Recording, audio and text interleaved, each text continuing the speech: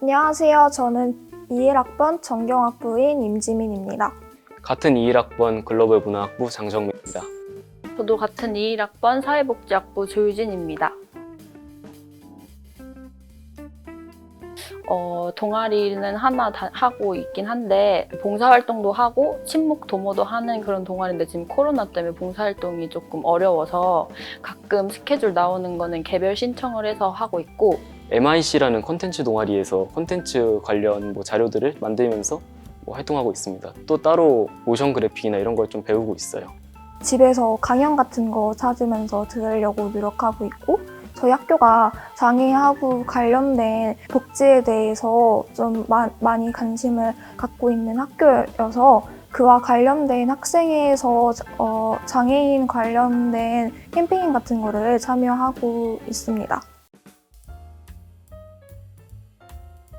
저는 2학년 때 교육청에서 주관하는 교육의회에서 청소년들을 위한 정책을 만드는 활동을 하면서 정책을 어떻게 만드는지 그리고 정책에 도움이 되는 법에 대해서 좀 더 배우고 싶다는 생각이 들어 3학년 때 전경학부에 들어오고 싶다는 계기가 되었습니다. 전경학부는 세무학과랑 공공인지학과랑 경제금융학과로 이렇게 세 가지로 나눠져 있습니다.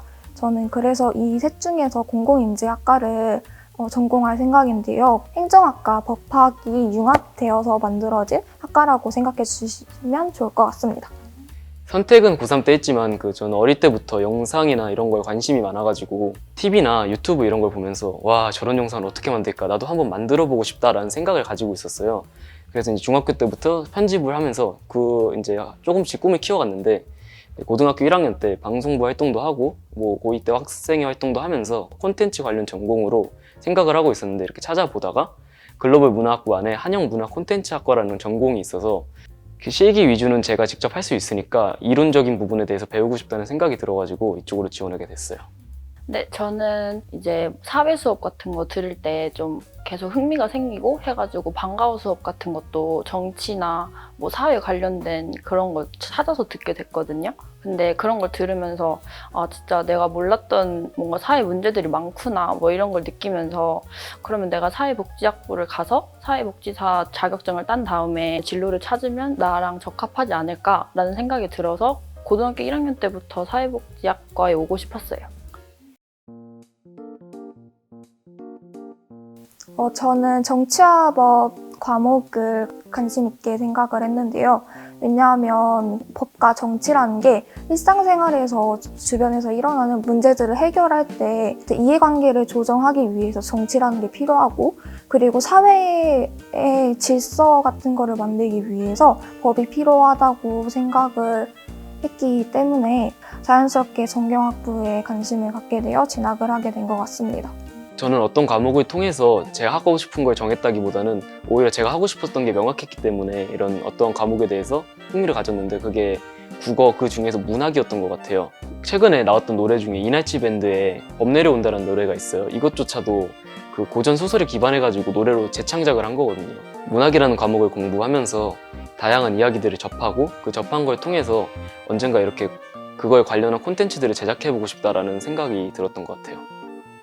저는 일단 사회문화 과목은 사회 문제를 바라보는 관점을 거시적 관점, 미시적 관점 이런 식으로 나눠서 바라볼 수 있는 그런 과정들을 통해서 내가 바라보는 게 전부가 아니구나 라는 것들을 알 수 있어서 좋았고 문학 과목은 이제 표적인 문학 작품이 일제강점기나 전쟁 후 피폐해진 상황을 배경으로 진행되는 작품들이 많았어서 내가 알아야 할 배경들이 이러한 배경들이 있구나 이런 것들을 동시에 배울 수 있어서 열심히 공부했던 것 같습니다. 학생부 종합전형은 이제 과목 성적으로만 보는 게 아니라 성적 플러스 이제 서류를 보면서 이 학생이 얼마나 학교 생활을 열심히 했는가 한 3-4가지로 나눠서 점수를 매기는 그런 제도로 알고 있고요. 내신을 메꾸기 위해서는 내가 주의를 기울여서 했던 활동들에 대해서 남들 앞에서 설명할 수 있을 정도로 굉장히 세세하고 촘촘하게 준비를 했습니다. 학생부 종합전형을 준비하기 위해서 제가 가장 1순위로 두었던 게 전공적 합성인데요. 자기가 원하는 것과 하고 싶은 것 이런 것들을 빨리빨리 정하는 게 가장 중요하다고 생각해요. 그리고 거기에 맞춰서 자율활동이라든지 아니면 세부 특기사항 같이 수업 시간에 하는 발표나 수행평가도 어떻게든 그 연결점을 찾아내가지고 활동을 하려고 노력하는 게 중요할 것 같아요. 그 예시로는 제가 3학년 때 생활과학이라는 과목이 있었어요. 그때 수행평가로 코로나 바이러스에 대해서 발표를 하라고 하셨는데 다른 친구들 같은 경우에는 코로나 바이러스가 뭔지 그런 정의에 대해서 발표를 했는데 코로나 바이러스에 관련된 가짜 뉴스들을 소개하면서 미디어나 콘텐츠에 관련된 것에 대해 연결점을 만들려고 노력을 했던 것 같아요.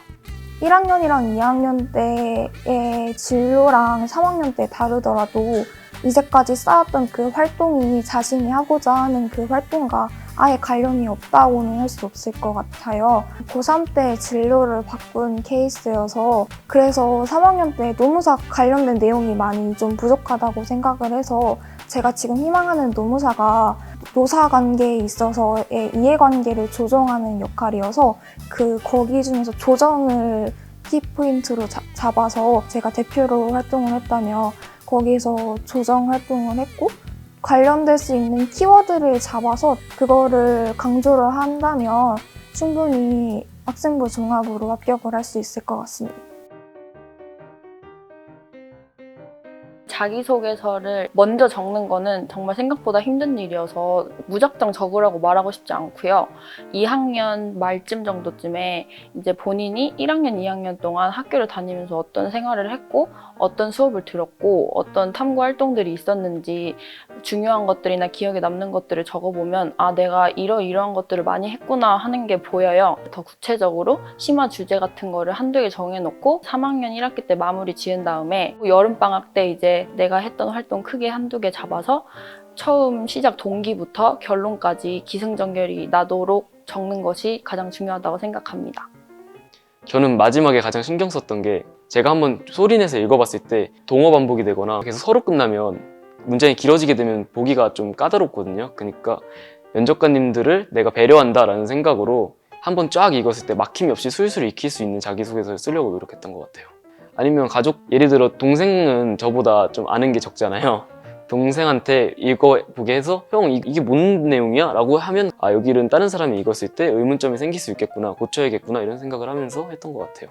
제가 이제까지 했던 활동들을 정리한 거를 토대로 저희 장점들을 드러낼 수 있도록 자기소개서를 썼던 것 같습니다. 그리고 제가 지금 희망하고 있는 학과에서 드러나는 역량을 찾아보고 그리고 생기부에서 이거를 연결시킬 수 있는 활동들을 찾아서 어떤 과정을 거쳐서 이런 식으로 갖게 되었고 이 학과에서도 내가 이러한 여러 가지 활동을 통해서 이 역량을 더 키워 사회에서도 더 도움이 될 수 있는 인재가 될 것이다 라는 것을 좀 더 강조했던 것 같습니다.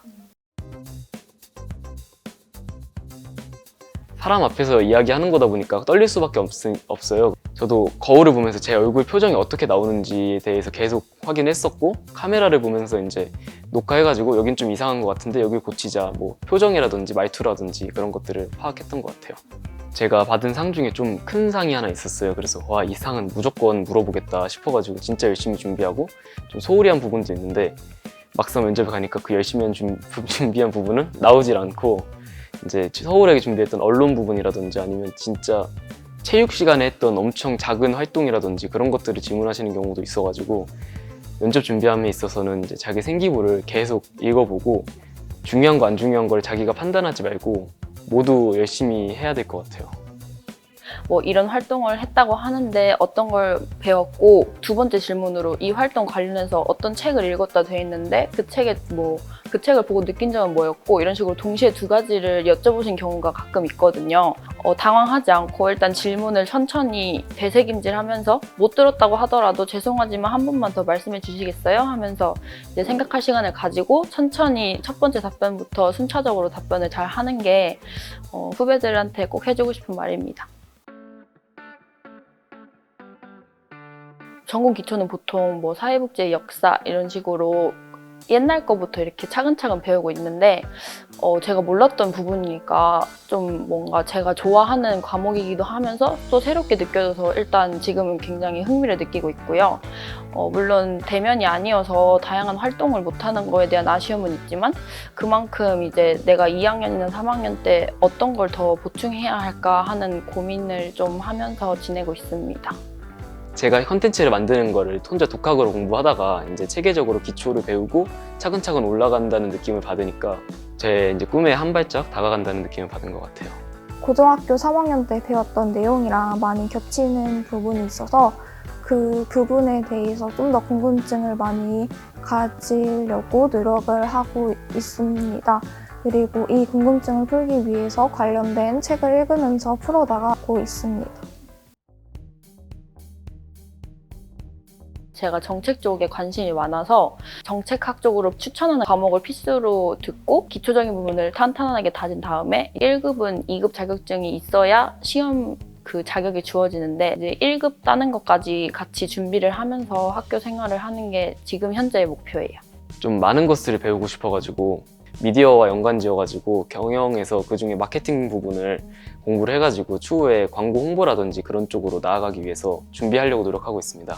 저는 현재 지금 노무사가 되고 싶기 때문에 법학개론을 통해서 법의 세계에 대해서 탄탄히 배우고 노동법에 대해서 배워나가면서 이 꿈을 더 키워나가도록 하고 싶습니다.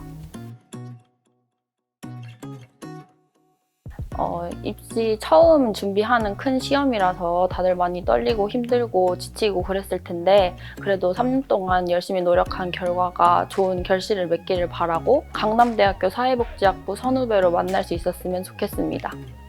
내신 챙기고 비교과 챙기면서 이게 하는 활동들 많으니까 많이 힘드실 텐데 이제 곧 끝나니까 조금만 더 힘내시고 끝까지 최선 다하셔가지고 원하시는 거 이뤘으면 좋겠습니다. 지금 주변에 있는 친구들을 보다 보면 자신이랑 많이 좀 비교하게 될 것 같아요. 3년 동안 여러분이 쌓아온 활동에 자신감을 가지고 이거를 면접관님이나 아니면 입학사정관님들에게 잘 어필을 할 수 있다면 충분히 원하는 학교에 진학을 할 수 있을 거라고 생각을 합니다. 강남대 화이팅!